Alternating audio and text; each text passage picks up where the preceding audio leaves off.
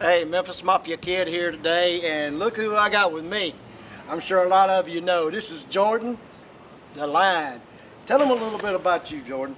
Hey everybody, I have a YouTube channel where I basically just travel all over the world going to find historical places, music people that I am a fan of, actors, filming locations, roadside attractions, just any story I ever heard in my life that fascinated me. I make it my life's goal. Instead of sitting at home, I try and get out and go see it, and try and fill my life with memories instead of just kind of hanging out and not having anything to remember myself for. So that's what I do. I go as often as I can and make a YouTube video and share it with people that maybe can't travel for themselves. Yes, and not only I've seen and watching a lot of yours, and still got to catch up on some. But they're fantastic. This guy is probably one of the YouTube kings. Thank you. And I just happen to be lucky enough to get to hang out with him for a day. But no, I appreciate him. Actually, we just met Elvis week, and he's a fantastic guy. And we was kind of shooting some stuff, promoting and helping one another. So I hope y'all enjoy this. I want to talk a little bit to Jordan. Jordan is, like you said, he does a lot of different stuff, and please watch and subscribe to his channel. But one of the biggest things that our connection is the Elvis part of it, and been talking with him. And Jordan, you say you told me, tell my Elvis family there how you, or what made you become an Elvis fan, or even like Elvis. You're a young guy. Yeah, well, I mean, I'm 40 now. I started my channel when I was 35, and ever since I was a kid, I think I had the Elvis spirit when I was a kid.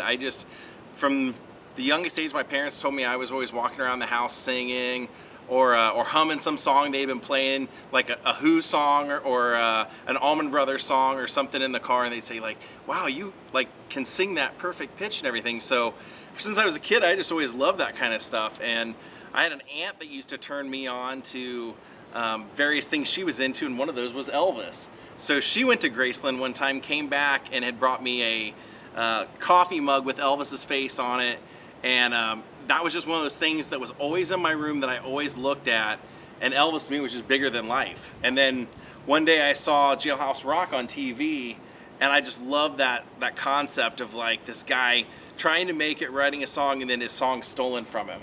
And I'm just like, oh man, what a great, this guy's like a great actor too, and just started my interest in Elvis. And then over the years, being in Hollywood, surprisingly, nobody I would meet would talk about Elvis or anything.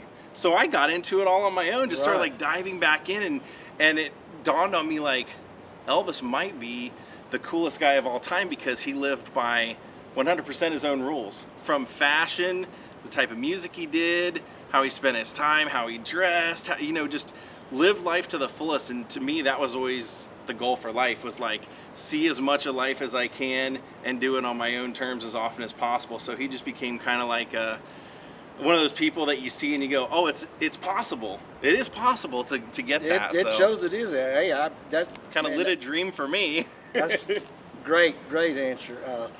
One thing I know they like, and I like to do, is ask a few questions. So since we're into it, do you have a particular Elvis song that's your favorite, or? Yeah, I've Lost You. I've Lost You for some reason just pulls my soul apart. And it's funny how I found out about it. Just one day I was talking about, my mom had come to visit, and we went on a road trip together, and she's a big Allman Brothers fan, and we were driving along, and I said, well, I've been actually listening to a lot of Elvis lately. And she said, well, my favorite was always I've Lost You. And I said, I don't think I know that one. So I immediately put it on, and boom, that was it. It hit me that moment, and I was like, that's, to this day when I hear that, I just stop what I'm doing. And that's great. What about your, let's say, favorite Elvis vehicle? A lot of these questions come in, so I'm putting you on the spot on hard ones, but hey, I'm I'm a motorcycle rider, so I really love the custom 3-wheel motorcycles that he had built. The trikes? Yes. When I go to Graceland and I check out those, I just constantly am always wondering, like, what do those handle like? What would it have been like to go flying down Elvis Presley Boulevard at midnight the way he used to? Because I love that story that like he would go out driving down Elvis Presley Boulevard going like 80, and then when he get to a stoplight, he'd look at somebody and go, "Get off my street!" Yeah, so you like the trikes, the super cycle? Yeah, well, I love that. Since you brought that up, I'll share a cute little story out. The day they brought 2 out, not the red one. The red one was a Rupp, but the other kind of goldish one, and the one with the red and the blue trikes. Yeah. We were out in front of Graceland, and Elvis was actually in his pajamas, had his robe on, and he had got on Daddy on the back with him, and they were testing them out. And I don't know if you know, but up at Graceland, like say if you come in and come around through the front, there's a little triangle thing there. Yeah. Well, Elvis and Daddy, he popped out on the clutch and took off, and he actually hit that triangle with the back tire. Don't know how much damage it did or not. It didn't make any difference. Elvis loved them and bought them anyway. But yeah, brand new though. But we was out there. Hey, like I said, of course I'm, just a teenager, and that's like fascinating. That's so cool. Well, just the thought of like he had to have something different, something unique that other people didn't have. I love that to it too. It's like that to me is I have a good friend who gave me some advice one day. Because I grew up always living very modestly and everything, and one day he just said, life, you're supposed to live it. So sometimes you got to splurge and you got to go for it to have an experience. And I always just look at Elvis that way. I'm like, man, look at all the like cool experiences he had, the cool things he owned and stuff. And in the end, short life, he didn't have anything to regret in the end, but living it to the fullest. And he did, and that's, that is what it's all about, or it was with him. I think every day was it seemed like, during that time, living for the day.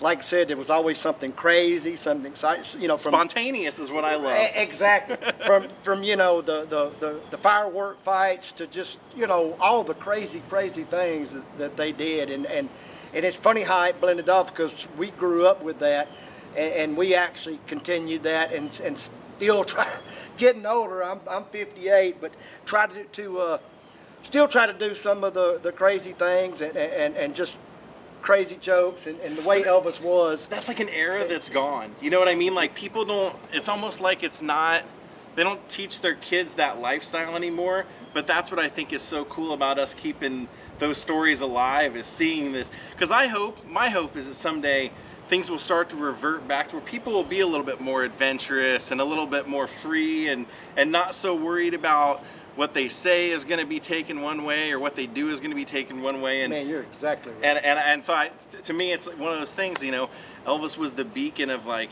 there was no racism with him. There was no one person's more important than the other. He just a good guy to everybody. And I always think that's like kind of something that anybody can take away from his music. Well, I guess to me and what I grew up and seeing, Elvis in that sense didn't see color. Yeah. If that makes sense. And it shows, like I said. Or rich or poor. Right. Of the stories, he took care of the people that he loved. He took care of people that he didn't even know. He give back. Just so many things out there, Jordan. Just one of those things that everybody says when they go to Graceland, is I can't believe how small it is. That's what they always say, is I can't believe how small it is. I got something to say about Graceland. I can't believe how many people I can meet in an Elvis week that have told me, oh yeah, I used to live at Graceland with Elvis. I mean, it's like everybody that you meet was invited to live there at one. I mean, it's like Nurse Tish, yes. Donna, it's like everybody, and I'm just going like, that's the kind of guy, it's like, gotta have people around, gotta make sure they're taken. Yes. And I had read in books where like Vernon would say sometimes, hey, do you really want to keep this person around? They don't seem to, they don't want to play ball. When you ask them to do stuff, they're giving you attitude, and you go, they know what they want, I know what they need. and he just looked at it that way, like they need this in their life, this structure in their life. So, and I think with that was well put said. And you know what? I think that's like what Jordan's, and I'm sure he'll agree. I think that's what we need. We need more of that in our life today, and we need a whole lot of Elvis's way. That's what we need. absolutely. Jordan, Help people when you can. Yep. man, it's been great hanging out with you. Yeah, you too, buddy, man. I appreciate you. Absolutely. Appreciate all you're doing. Hey, before we get out of here, I want to say this. Like I said, to all my Elvis family out there, check this guy out. And another YouTube channel. Yes, and also Mom and Dad too has started a new channel called Elvis Fans Matter, EFM. Check them out. I think you're going to love some of the videos, some of the merchandise and stuff they're going to be putting out. And hey, Jordan, finish it off with me. What do we always end our videos with? We always live Elvis. TCB.